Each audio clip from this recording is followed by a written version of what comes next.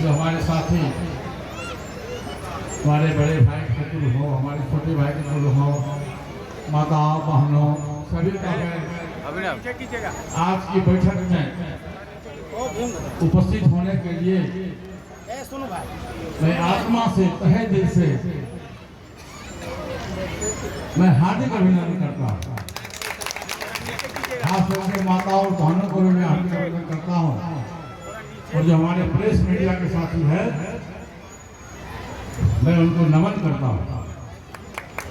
साथियों, मैं अपनी बात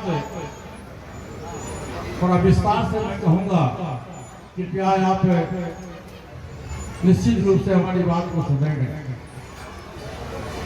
देखिए, हमारा जन्म खगड़िया जिला के सारबनी गांव में हुआ है, जो मैं समझता हूँ कि हिंदुस्तान का सबसे इंटीरियर इलाका है सारबनी गांव। हाँ, अब तो बन गया है। और हमारे पिताजी कबीरदास के संत थे, कबीरपंथी थे। हमारी माताजी भी कबीरपंथी थी। और पारिवारिक शिक्षा जो मिलता है, स्कूल में जो शिक्षा मिलता है वो किताबी शिक्षा मिलता है। परिवार में जो शिक्षा मिलता है माता और पिताजी का, वो असल शिक्षा है पारिवारिक शिष्टाचार से लेके सब कुछ मिलता है। और हमारे हम 3 भाई थे। मेरे भाई जी का नाम सब लोग जानते हैं, मुझको पहचानते हैं, मैं सेकेंड ब्रदर हूँ। और हमारे छोटे भाई का भी नाम रामचंद्र पासवान जी का सब लोग जानते हैं। हमारे पिताजी ने मुझको तीनों भाइयों को शिक्षा दिया, क्योंकि हम गरीब परिवार से आते हैं। हमारे पिताजी के पास में मात्र 15 बीघा जमीन था, और हमारे पिताजी के 3 भाई थे, तो 5-5 बीघा जमीन का हिस्सा हुआ। हमारे पिताजी ने सबसे बड़े भाई पासवान जी थे। हमारे पिताजी ने शिक्षा दिया हमारे तीनों भाइयों को कि बेटा, जिंदगी में कभी झूठ नहीं बोलना,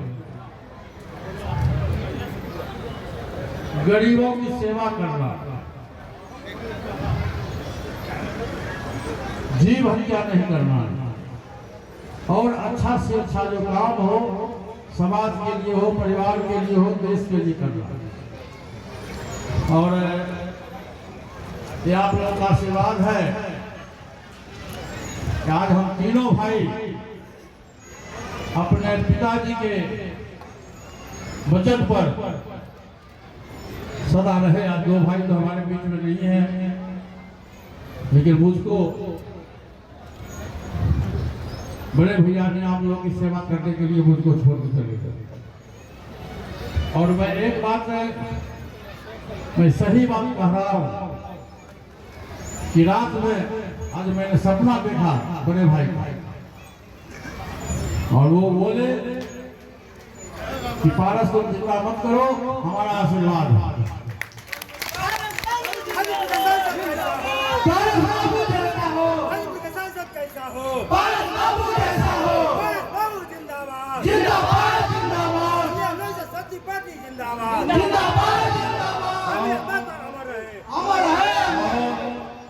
आज ये अपार भीड़ है, मुझको अपने बड़े भाई साहब की याद आती है। जब बड़े भैया आते थे हाजीपुर में और उनकी सभाएं हुआ करती थी, तो इसी तरह की भीड़ हुआ करता था। मैं आज इस भीड़ को देख के मैं आज बहुत खुश हूँ, और मुझको पूरा विश्वास है कि 77 से लेके और आज तक मैंने हाजीपुर की जनता की सेवा की है, और मैं सेवा करता रहूंगा। मैं बार बार अपने बयान में कहता हूँ कि जब तक मैं राजनीति में जिंदा रहूंगा, हाजीपुर की जनता की मैं सेवा करूंगा, और एनडीए गठबंधन के साथ में रहूंगा। साथियों, आप देखे होइएगा बिहार के राजनीति से मैं शुरू करता हूँ।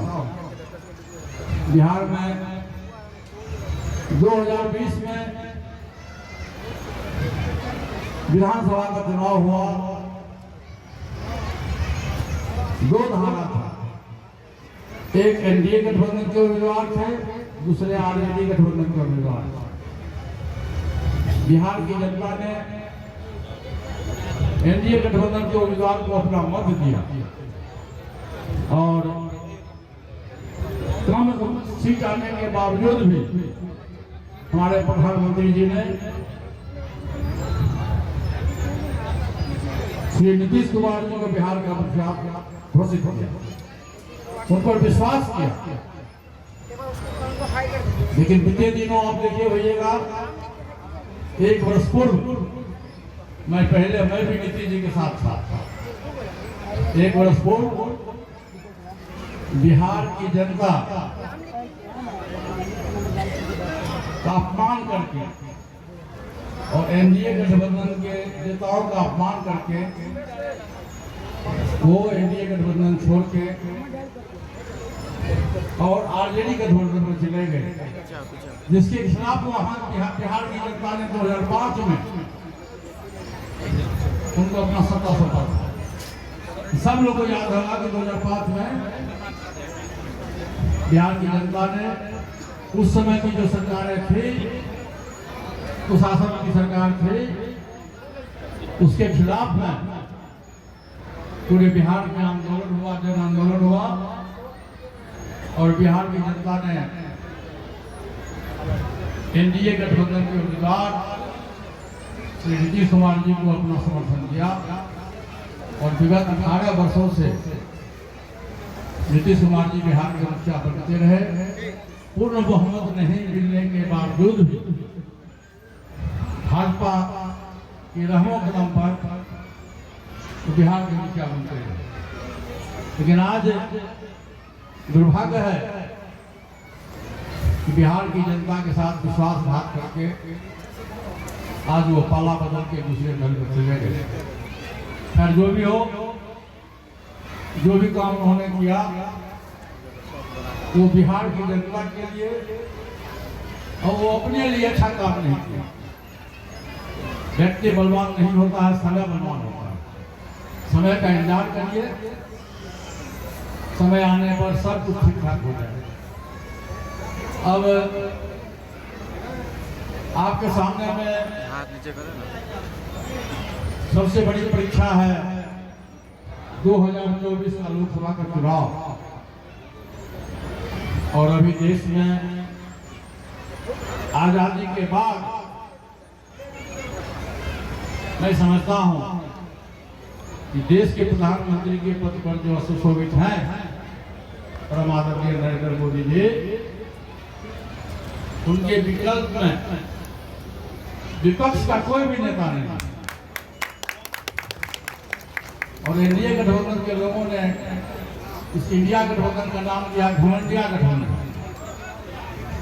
आप देखिए भैया, 21 जून तो पटना में 17 विपक्षी दलों की बैठक हुई, लेकिन मॉर्निंग सोच डे कहा जाता है। और बैठक से ही दिल्ली के मुख्यमंत्री श्री अरविंद केजरीवाल जी नाराज होकर चले गए। बैठक से ही बंगाल के मुख्यमंत्री श्रीमती उन्होंने कहा कि मैं अपने स्टेट में सीपीएम को, कांग्रेस को घुसने नहीं दूंगा। तो विपक्ष वही धाराशाही हो गया।